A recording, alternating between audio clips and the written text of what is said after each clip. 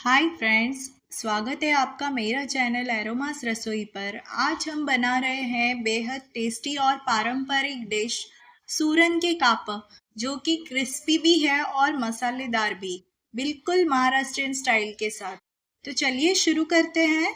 सबसे पहले सूरन को अच्छे से कटिंग कर कर उसका छिलका या स्किन इस तरह से निकाल ले। सूरन कटिंग करते समय इस बात का ध्यान रखिए कि वो हार्ड होने की वजह से हाथ हाथ में चोट लगने की संभावना होती है, तो इसे सावधानी से काटे। अब सूरन को स्लाइसेस में कटिंग कर ले इस तरह से।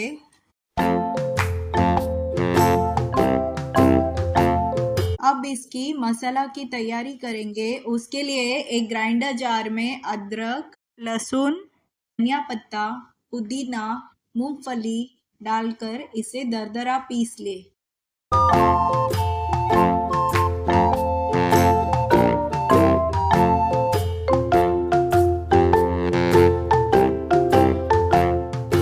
हमने जो सूरन के स्लाइसेस कटिंग किए हुए हैं उसमें हल्दी पाउडर, मिर्ची पाउडर, नमक स्वाद अनुसार, काश्मीरी चिल्ली पाउडर, जीरा पाउडर, धनिया पाउडर, गरम मसाला और जो मसाला हमने तैयार किया हुआ है उसे ऐड करें और इसमें बेसन और चावल का आटा डालकर इसे अच्छे से मिक्स कर ले।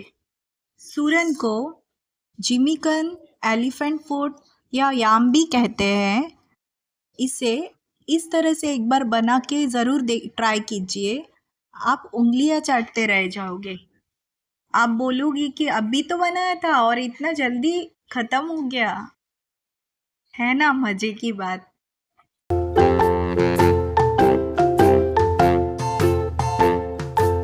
अब इसमें नींबू का रस डालकर अच्छे से मिक्स कर ले और इसे 5 मिनट के लिए मैरिनेट होने के लिए रख दे।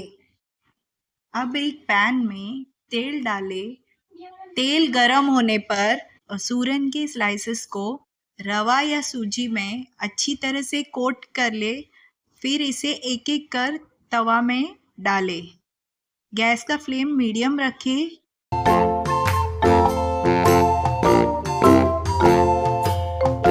जब इसके एक साइड अच्छे से पक जाए तो उससे दूसरे साइड भी पलटा दे और इसे 5 मिनट तक पकने के लिए छोड़ दे।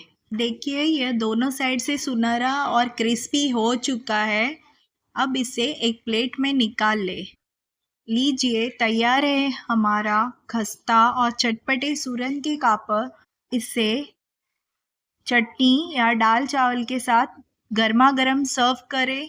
अगर आपको यह रेसिपी पसंद आई हो तो लाइक करें, चैनल को सब्सक्राइब करें और कमेंट में बताएं कि आपको कैसी लगी यह वीडियो। फिर मिलेंगे एक नई रेसिपी के साथ। Thank you.